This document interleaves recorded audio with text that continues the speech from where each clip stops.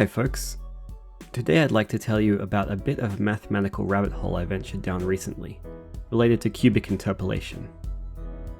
This video assumes some familiarity with calculus, but nothing too advanced. If you know how to find the derivative of a polynomial, and that you can set it to 0 to find the minimum or maximum, you're good to go. It's also okay if you don't understand everything. I've included enough mathy detail that you should be able to reproduce my results, but I'll be moving through things pretty quickly. So if you're interested in understanding every step, you'll probably need to pause here and there. Otherwise, just enjoy the ride. One of my side projects is a fractal renderer that I've been tinkering with for a couple of years. I'm not trying to render the deepest zooms or the most mathematically complicated fractals. My main focus is just to make beautiful pictures and videos. So almost all my effort goes into things like glow effects, tone mapping, and animation.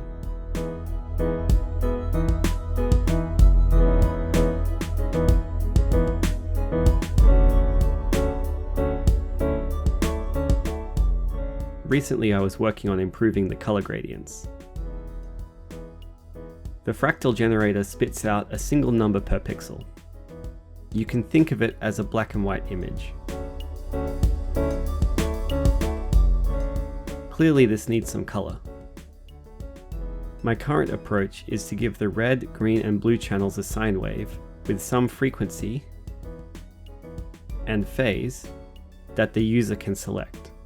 This is nice and easy to implement and can produce a surprisingly wide variety of gradients.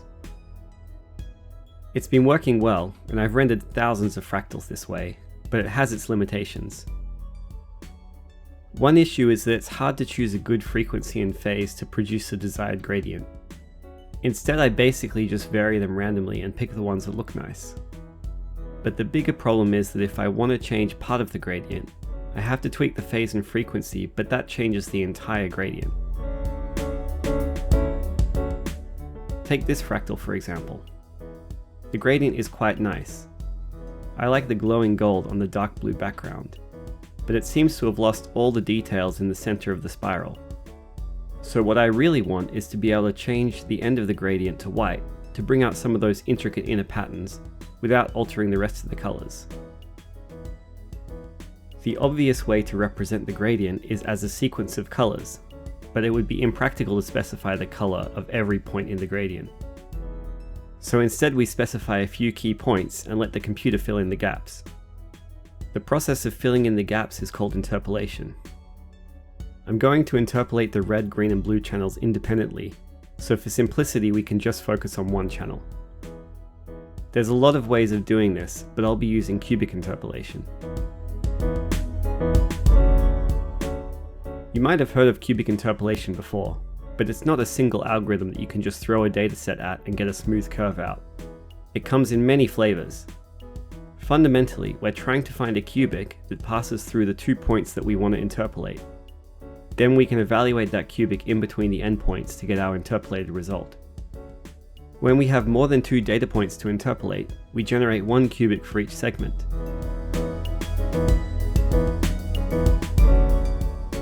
The problem is, there are infinitely many cubics that pass through these points. Cubics have 4 degrees of freedom. By constraining the cubic to go through these 2 endpoints, we've removed 2 degrees of freedom, but there's still 2 left. We need 2 more constraints to pin down this wiggly thing. The main difference between the different kinds of cubic interpolation is what they do about those extra degrees of freedom. One common way of specifying a cubic for interpolation is using a Bezier curve. Bézier's nailed down the remaining 2 degrees of freedom using these 2 control points. In the equation, B0 and B3 are our endpoints, and B1 and B2 are the control points. By moving the control points around, you can choose which cubic you want. This is great for artists because it's a very intuitive way of manually tuning the curve, but it's not quite what I'm looking for. Another approach is the Hermite spline. This constrains the cubic by setting the gradients at the 2 endpoints. P0 and P1 are the data points we're trying to interpolate, and M0 and M1 are the gradient of the cubic at those points. Both these approaches can generate the same set of cubics, and it's easy to convert back and forth between them, but the Hermite representation is a bit more convenient for my case. Now, when I'm creating a color gradient, I don't want to have to choose M0 and M1 manually. I want the system to automatically choose some reasonable gradients for a given set of points. How do we automatically choose M0 and M1 for each of these segments? Well, for starters, we should set the M1 gradient of each segment to be equal to the M0 gradient of the next segment, so that the final curve is smooth. In more technical terms, this makes the curve continuous up to the first derivative, or C1 continuous.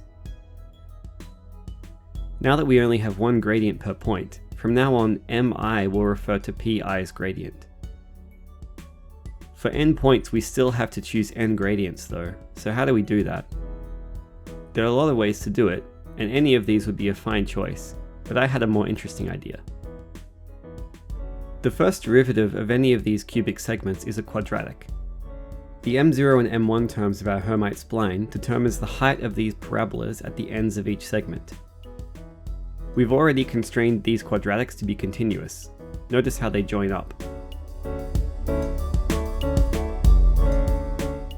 The second derivative in each segment is a line. At the moment, these are not continuous because they don't join up. This is also why the first derivative curve is not smooth. Can we fix that? If we focus on the first 3 points, then we can adjust the middle point's gradient to make the second derivative continuous, like so.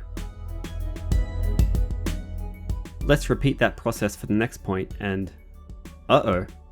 Aligning the second derivatives at this point has misaligned them back here. To do this properly, we need to align them all at once. In general, for a set of n points, we have to adjust the central n-2 gradients to make the whole curve C2 continuous. We'll still have to choose the gradients of the endpoints, m0 and mn-1, but we'll get to that later. Assuming we're given the endpoint gradients, we now need to come up with an algorithm that finds all the interior gradients. To get started, we need to find the second derivative of our Hermite equation. Next, we evaluate the second derivative of this segment at t equals 1 and this segment at t equals 0, and make them equal.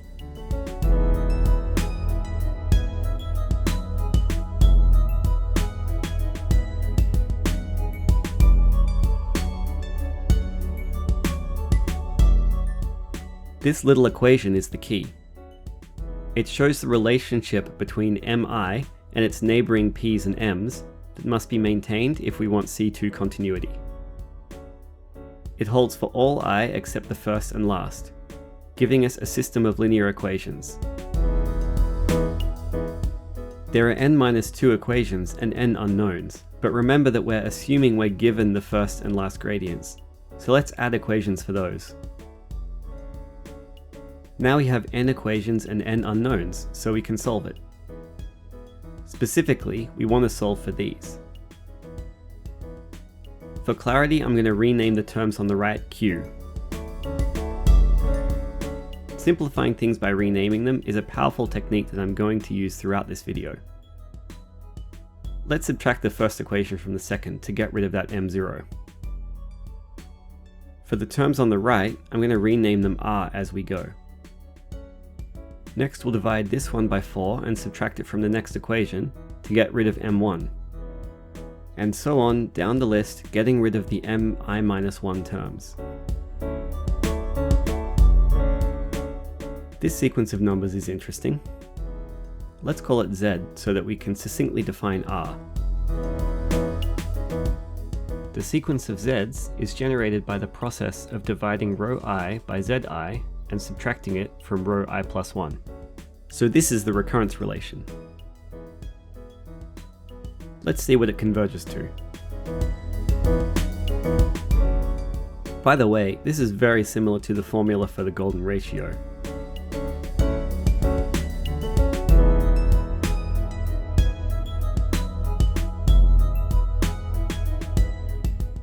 this constant is related to dodecagons, which have 12 sides.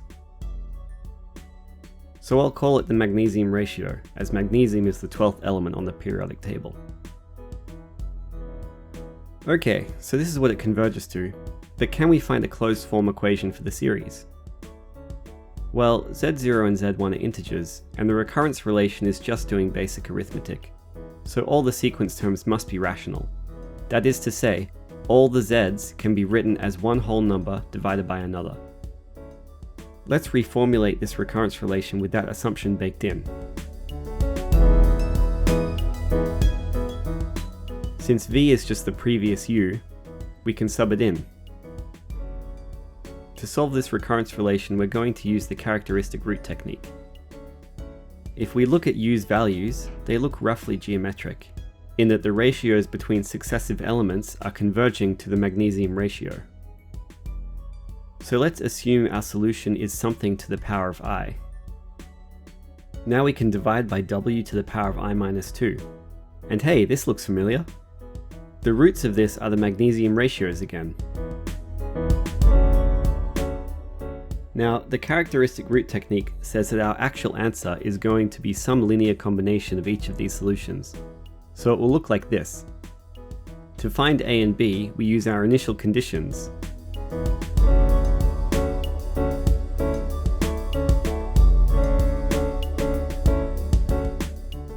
And that gives us this.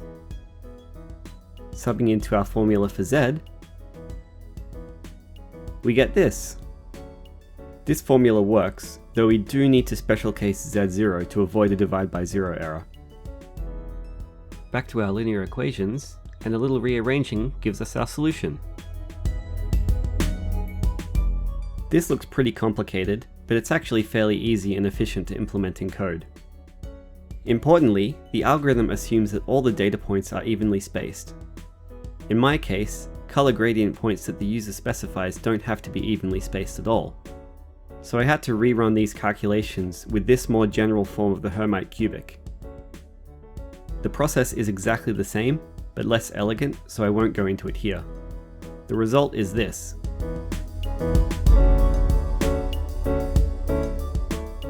To recap, our algorithm takes in a list of points, and the gradients of the two endpoints, and finds a cubic interpolation that is C2 smooth.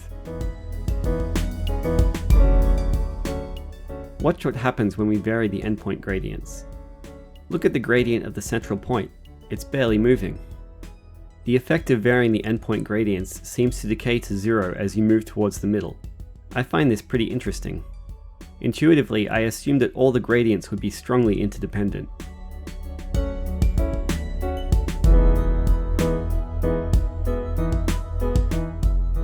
So how do we choose the endpoint gradients? Well, the results are pretty decent if I just set them to 0. But in case you hadn't noticed by now, I take great joy in over-engineering things. So let's try and find the best endpoint gradients. How might we define the best endpoint gradients? Well, take a look at this result. It's still C2 continuous, but it looks like a pretty absurd interpolation of the data. The curve swings wildly above and below the data points, has very steep gradients, and high accelerations. So we could try to minimize any of those things. The natural thing to minimize, in my opinion, is the accelerations. This is also a bit easier than the other options, since the maximum acceleration is always at the transition between two segments, because the acceleration in each segment is linear. So to minimize the maximum acceleration, we just have to minimize the acceleration at these points. To combine all these accelerations into a single metric we can minimize, I'll use the RMS error.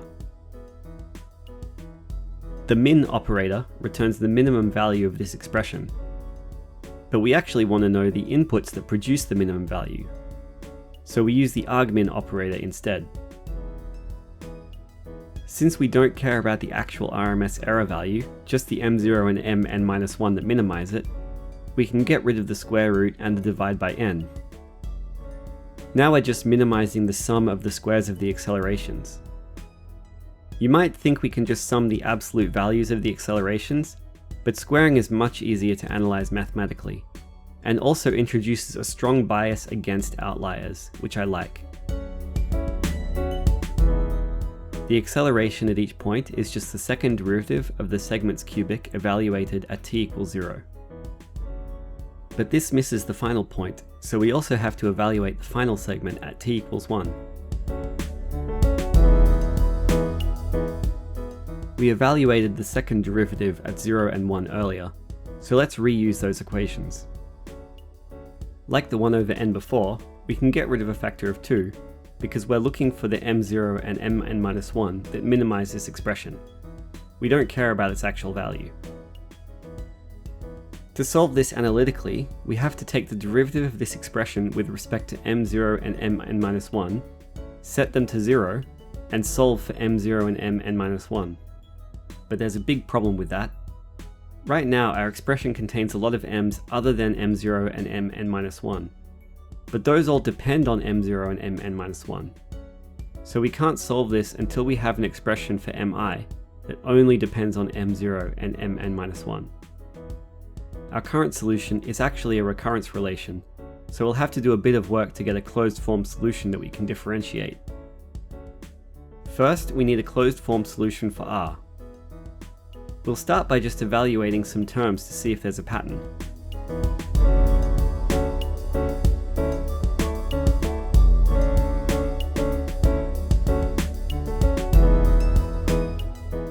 Looking at R5, the terms count down from 5 to 0, and each term is q divided by a product of consecutive z's. Also, the terms are alternating positive and negative. The 0th q term is just m0, and it will become necessary later to special case m0 and mn-1.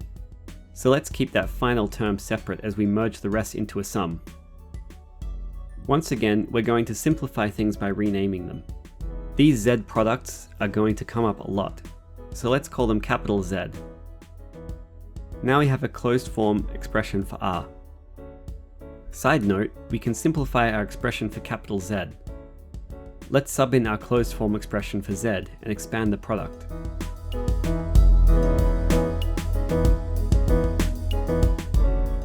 Now we can see that these adjacent terms cancel, and we're left with a much simpler expression. Now we're ready to find a closed form expression for mi.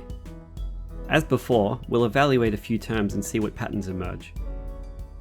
This time we're counting down because our recurrence relation depends on the next term instead of the previous one. So we need to pick an arbitrary n to start from. Let's say n is 10, so our mn-1 will be m9. Now we evaluate some terms.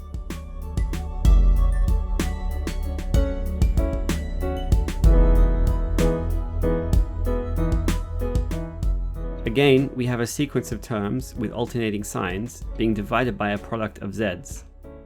Like before, we'll combine this into a summation, keeping the mn-1 term separated. Now we can sub in our expression for R.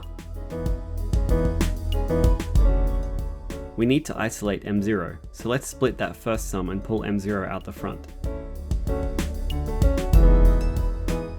This looks like a real beast of an expression, so let's use our renaming trick again. Now that we can get a clear look at it, mi is really just a linear combination of m0 and mn-1. To avoid annoying conditionals later, we can also represent m0 and mn-1 using this mi expression by setting the corresponding a, b, and c like so. Now all mi fit this equation, even m0 and mn-1. Finally, we can substitute our closed form expression for mi into our RMS error. Our goal is to isolate m0 and mn-1 so we can find some derivatives. My usual approach for this sort of thing is just to expand everything and see what shakes out. But in this case, if we naively expand out these squares, we're going to end up with over 100 terms. So let's rearrange a bit and rename a bit more before expanding the squares. Now we can split up this summation and pull m0 and mn-1 out. Once again, we'll employ our renaming trick to hide the complexity, and at last we can see that the function we want to minimize is actually a quadratic function on two variables. It looks something like this. m0 and mn-1 are the two horizontal axes, and the height is the square sum acceleration that we're trying to minimize. So we need to find the lowest point on this curve. Like before, we find this point by looking for where the derivative is 0. But this time we need to find the point where it's 0 along both horizontal axes simultaneously. So we'll take the derivative of our quadratic with respect to m0 and mn-1 separately. And now we have a pair of simultaneous equations that we can solve for m0 and mn-1.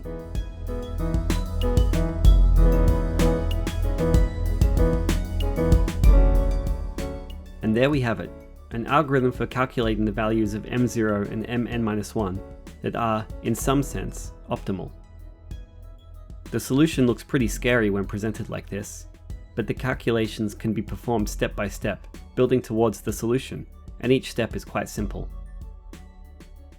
As with the C2 continuity algorithm, extending this algorithm to handle points that aren't evenly spaced follows the same process for a more general formulation of the Hermite spline. The solution looks pretty similar. So now we have an efficient algorithm to find the C2 smooth cubic interpolation that minimizes the overall acceleration of the curve.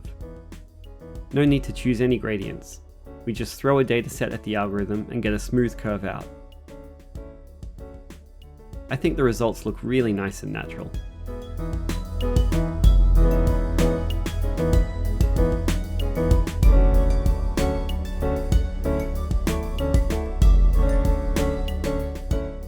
This video was a real adventure for me. I haven't taken a mathematical investigation this far before. As I dug more and more into the details of this problem, I found more interesting results that I wanted to include in this video, and it grew and grew. Eventually I had to draw the line, but I have another whole section about monotonic interpolation that I'll cover in a follow-up video.